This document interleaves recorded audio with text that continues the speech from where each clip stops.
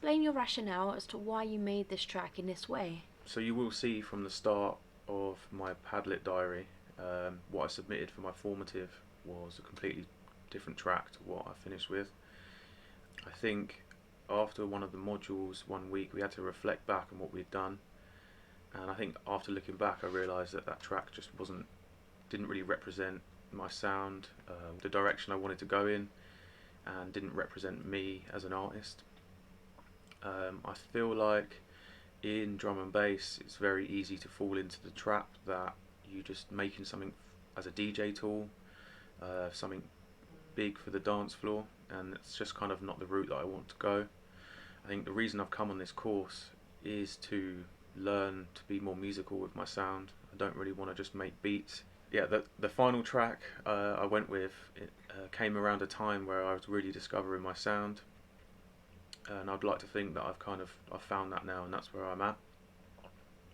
Finally gotten out of that mindset that I just need to make a big banger for the dance floor and actually make some music. And also the way people listen to my music, I want them to be able to listen at home, like chilling out, or in the club sense, because that's the way I listen myself, and I just think that's the way it should be. Okay, so what influenced you to make those decisions? This track is very heavily inspired by my favourite artist, Need for Mirrors. Just after weekly recap diary entry number 8, I have linked a track of his in Padlet.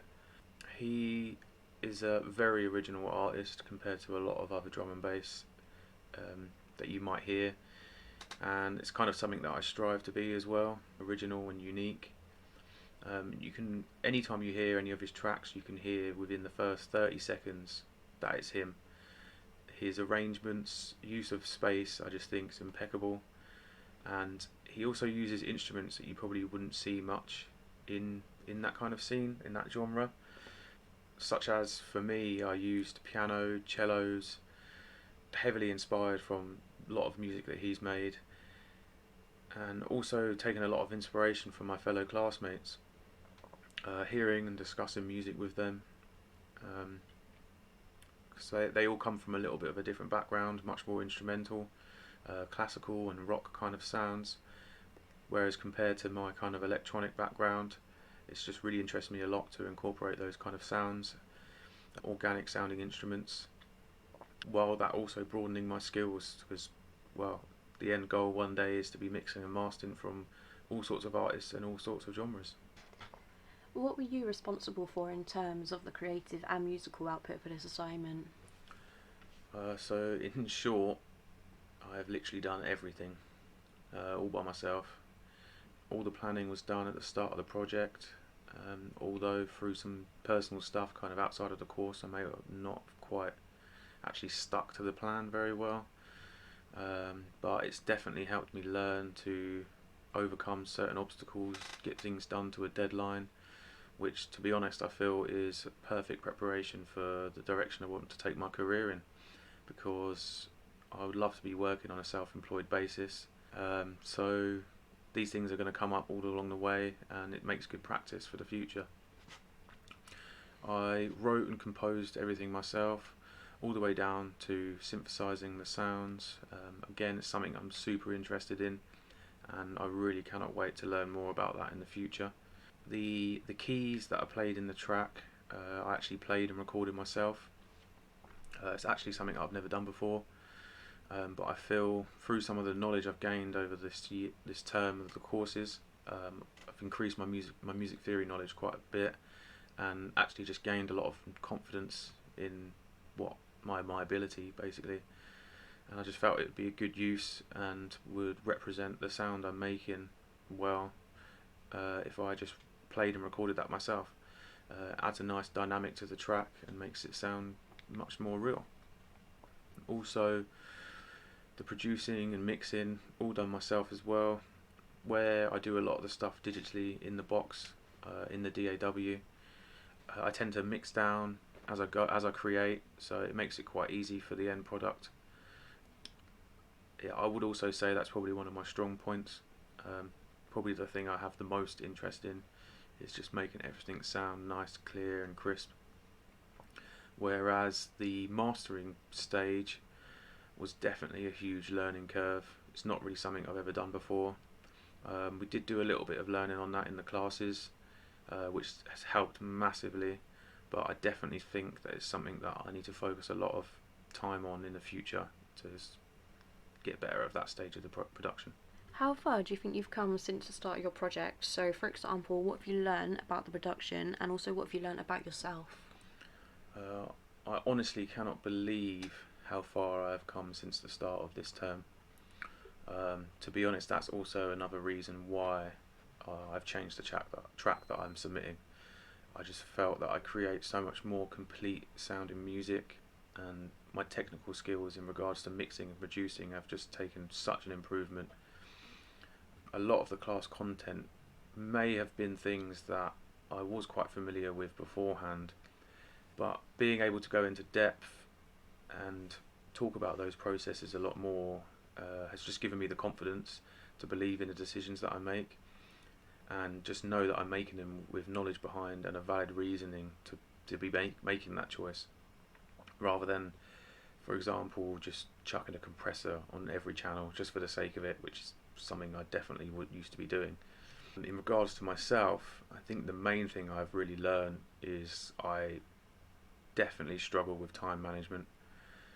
Yes, some personal life stuff like I moved house during the pandemic, it's definitely gotten in the way a little bit, but I do still feel like I could have done a lot better with this. I have noticed though from that I definitely work better when there is a little bit more pressure on me. I seem to find having a big deadline that's far away, a long amount of time to get stuff done, I just find it so easy to put things aside as just, oh, I've got time for that, I've got time for that. But again, as much as I might prefer working in that way, it does also put me in a position of having to rush things last minute and maybe not be able to put in the best of my ability to it. And it's definitely something I really need to improve on for future modules and just for my career in general. You mentioned about not really sticking to your plans and a schedule, so could you discuss the scheduling of the project a little bit more? Yeah, in my Padlet diary, just after recap week 3, I think, you can see that I did make a light action plan for the project. I just gave myself small deadlines to get certain parts of the project done by, but as I said before, to be honest, I have not really stuck to it at all. Kind of went through a little bit of a rut when I was struggling to move on with the original track, and I kind of lost the idea there. It just, yeah, threw it all off balance a little bit, and plans kind of went out the window. And also, like I stated previously, with moving house and everything, again, kind of threw it up in the air a bit. I did intend to start out doing kind of 3 to 4 hour sessions at a time, taking my time with the track as we had such a long period to get it all done. I just felt like just really taking my time with it and working hard, but I very soon discovered that that's not really the way I prefer to work. I feel like with my music, for me, it's all about getting into that flow state and catching the vibe and just working on from there. Um, Something we discussed in Jack's Art of Music class. I think I subconsciously knew that that's how I liked working, but it wasn't until we discussed it and kind of gave it a name that I really realised that that's kind of the approach that works best for me. If I start making something and I kind of lose that kind of vibe, it's very hard for me to see the direction of the track where it was going initially, and I just really need to take advantage of just getting in that mind state. But yeah, it took a couple of sessions, but I think where the new track went so well initially and the ideas I had before even starting that project, it just, I fell into that flow state very quickly, and then it, almost to the point of the track was writing itself, and it just suddenly became very easy to get on track with the module and more in the plan of what I initially set out and the deadlines to get things done. Have you done any external research to the course, and if so, what have you found? Yes, I have. I have shown some evidence of external research in Padlet, I think, just after weekly recap 2. I didn't really go out with a specific topic in mind. I just something I enjoy doing anyway is watching YouTube videos. It's kind of how I've got myself to this point anyway. Um, just a few people I like watching. There's a guy called Stranger who makes drum and bass as well, so it's just kind of more related to the music that I'm actually making. It was just some tips and tricks on synthesizing some sounds, and another channel in the mix, which is just some general mixing tips. So nothing too specific. And after listening back to your track, are there any parts of the project that you feel you've done well? Like, which areas of the project do you think you've been successful at? I feel extremely happy with the mix down in this track compared to some previous tracks that I've made. I definitely feel like this is where I've made the most progress during this term. To the point now, I genuinely feel like I'm creating things on a professional level. It's given me a humongous confidence boost. Also, the keys in the track I'm extremely happy with. Like I stated before, it's not really something that I've actually done before, playing something myself, and I'm so happy with the outcome. It's even surprised me how well that's ended up being.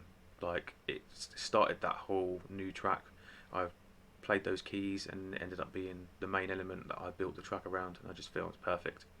Is there anything you feel you could have done better? And if you could alter anything, is there anything you'd alter for the future, and why would you do that?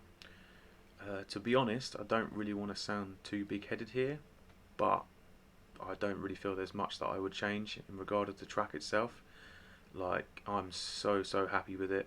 It pretty much turned out exactly how I wanted from the start. Um, but I do definitely feel like I could have taken some more time to learn more about mastering, and maybe put a little bit more time into that. Um, yeah. If you were able to do it all over again, what would you do differently? I think if I could go back, for sure, I would make a lot more effort to keep to my plans and schedule, um, and maybe take a little bit more time to plan how I wanted the track to be before starting with the project, so I didn't come into the obstacle of having to change the track halfway through because of kind of changing my mind and not really thinking about it before getting started. But other than that, not really. Okay, and lastly, have you received any feedback from your target audience? And if so, what have you learnt from that? Yeah, I've had lots of great feedback from my peers who are basically my target audience, and from my tutors as well. I have linked some screenshots at the end of my Padlet of the feedback. I think some of the takeaways from it have been, I feel I'm definitely more at a professional level than I once thought. I've had lots of people saying about how good my mix down is and stuff like that. There was one instance in class with my tutor that I just was going on about maybe having to change this, maybe having to change that, and it was just really nice and reassuring to hear someone of his professional level telling me, nah, they think it's already where it needs to be. Gave me nice confidence in that. But I also have found that it is okay to disregard some feedback, because at the end of the day, music is subjective, and some things that some people may have said about some creative choices I have made, I kind of feel I made those choices consciously, and that's the way I wanted my track to sound. So I think the main point I've learned from all of that is just having to find that balance of when and where to listen to certain things. Obviously, there's some people out there that know a lot more than me, so there's definitely some points that they say that I would take on board for sure. But I feel some creative decisions that they just work for the track, so I haven't wanted to change that. I have even tried to take what they've said on board, go and try and change some things, and I haven't liked it. So I've gone back to how I wanted it in the first place.